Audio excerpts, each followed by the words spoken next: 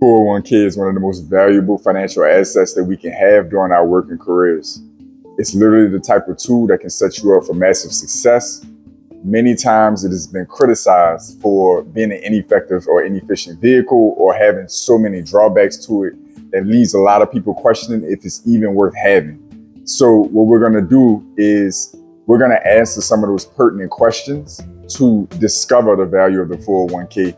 And we're going to do that to help put it in perspective so more Americans can take advantage of its value in its proper context. So I have a pioneer response to a video I just released not long ago, maybe a week or two at the time of this recording, that dove into 4 of my biggest reasons why I value my 401k and even some of the pushing back against some of the criticism that the 401k has received over recent years.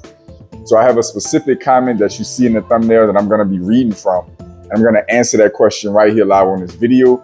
And I'm going to shoot a small series around this because I actually got a few good questions on just that video alone. And I, again, think the 401k is one of the most valuable assets you can have. So if I can help demystify it for you by answering some of these questions, then that's exactly what I'm going to set out to do. So one of my new pioneers that came in, it looks like it's Zayden Tassifia. And if I'm saying that wrong, forgive me, but welcome in. It was an honor to have you come in and leave amazing comments on that video. So the question is, for someone who doesn't have a home yet and wants to buy one, pre-tax contributions can be used for a loan out of your retirement account up to $50,000. I manage a call center for a big retirement company and review a lot of calls that come in from lenders telling people that they can take loans out of their retirement account to help with the purchase of down payment, since the IRS allows this before 59 and a half. Can you make a pros and cons video on your opinions or thoughts on this? Also, what's your thoughts on contributing more than what your company matches? And at what point should you open a second investment-like account, separate a Roth IRA versus a brokerage account? Phenomenal set of questions. Almost a cheat to the comprehensive video I plan to put out, but I'm gonna answer this relatively quickly. I took some quick notes to respond to this. So the first thing is, you can take that loan out pre-tax or after tax. I want to make that abundantly clear because it is very important to understand your capabilities on whether you do a traditional or a Roth 401k. Actually, Roth has a couple back-end benefits that we'll cover as I answer this question that you may not know about.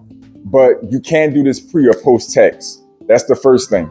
The next thing is taking a loan out of your 401k, which you can do either 50,000 up to 50% or 50,000, whichever is the lowest, if I'm not mistaken. So essentially, if you have a 401k that's 40,000, then you can take 50% of that. But if you have a 401k that is, 100,000 or 110,000, your max is 50K. All right. So now that we got those little logistics out of the way, using it as a down payment for your primary residence. The first thing I'm going to say about that is getting on a property ladder. If you're going to be somewhere fixed for 5 or more years, 7 or more years anyway, getting on a property ladder is usually a good financial move. I know the primary residence gets a very, very tough rap of not being an asset. And that's a whole nother series of videos that I'm going to be putting out in the coming weeks. But getting on a property ladder at all, meaning buying a piece of property that can appreciate and bring some value into your whole financial portfolio and net worth, is typically a pretty good idea if you're going to be stationary long enough and buy the right property. Now, I'm going to kind of push back and be honest. The primary residence is for sure the least attractive of assets that you can put in your portfolio. It can be an asset, but it is the least attractive, typically speaking. So if you want my quick opinion about this, what I'm going to tell you is be very diligent about the primary residence you plan to buy. Don't just get the pretty property that feels good for you. Try your best to do the math to make it an actual financial asset. A few quick drawbacks on why I'm not overly hot about this idea. Number one, your primary residence does not produce income. Number two, in the first 5 to 10 years, the value of that home will probably grow a little slower, but more importantly, you're paying almost all interest on the mortgage. And if you're putting down payments or big chunks of cash into that property to get into it, especially taking it out on a loan, then you have to keep in mind that it's locked away in the equity and you're still not going to create a ton of value in that property because you're using a loan to get into it. You only have 5 years to pay back your 401k loan. So that $50,000, if you take that out, is going to have a really condensed payment. You know what I mean? You could be looking at, it's going to have a great interest rate. It'll have a great low interest rate, usually single digits, but it's still going to only be 5 years to pay it back. It's not going to be 30 like your mortgage. So the $50,000 on a 5-year with a little bit of interest slapped on top, you could be looking at a pretty significant repayment, an aggressive repayment on top of taking on a mortgage. So for a primary residence that's not going to be an asset as far as producing cash flow or be used in some kind of business manner to generate income, it's a sticky one. But I do encourage getting on the property ladder of home ownership just to get in that realm to where you can start owning a property and turning it into a rental, selling it, getting a profit up, turning it into your first rental, etc. Now, if you really want to hack this away and put some real value into it, buy a multifamily property or something that you can rent out and generate income from. You can do that as a first-time home buyer. You can go the FHA route. You can go to many different conventional routes to buy a 2 to 4 unit if that's available in your demographic or in your geography rather, and turn it into a cash flow, or even rent rooms out. Maybe get a mother-in-law suite or a garage and rent that out. If you can turn it into an income producing property, then I am all for that. That is a brilliant move where you're basically double dipping value out of your 401k into real estate. Now, if it's just going to be a regular primary residence, you're not going to generate income and you're relying on it growing in equity, etc.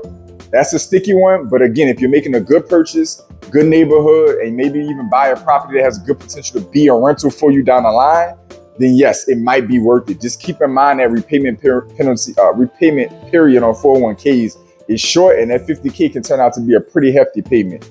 So, next question that you had, also quick notes around that. When you are going to purchase real estate, many times you need reserves. On top of your down payment and cash to close, many times they want to see 3 to 6 months reserves on payments. Meaning if your payment is $1,500 a month, they might want to see, $4,500 or, whatever 6X that is in your savings account or in savings somewhere. Many people don't know your 401k can actually serve as your reserve account when you're going through underwriting to buy a home or buy real estate, even rental properties. So that's a great additional benefit of your 401k that you don't even have to touch the money to help you close on real estate. Another quick note, you also can use a one-time first-time home buyer's exemption to withdraw from your 401k versus taking a loan. Now you're ruining opportunity costs because the IRS will acknowledge it a lot of times and allow you to use it without a penalty. But on the flip side of that, you're taking out from your investment and ruining opportunity costs. But that's opposed to taking on a loan payment on top of a mortgage. So just important keynote, a couple nuggets for you to know. You can use your 401k as reserves to help close on real estate without having to build up additional savings. And you can use first-time home buyer exemption to go penalty-free on a withdrawal. So that's a couple important things for you to know that are some great nuggets that can help you get towards closing on a real estate deal if you're going to use your 401k. So the next question you asked, how do I feel about over contributing beyond the employer match? And when is it a good time to start a second investment account? 2 brilliant questions that I will be covering in a more extensive video coming out a little bit later on down the line. But for now, to answer your question straightforward, it is really particular on your financial picture, extremely particular on your financial picture. So generally speaking, over investing beyond the match of your employer is usually a good move if you're going to be in that company for a decent amount of time for the foreseeable future and you're comfortable with what you're invested in and of course what your financial picture looks like. Do you have debt that you could be paying down instead?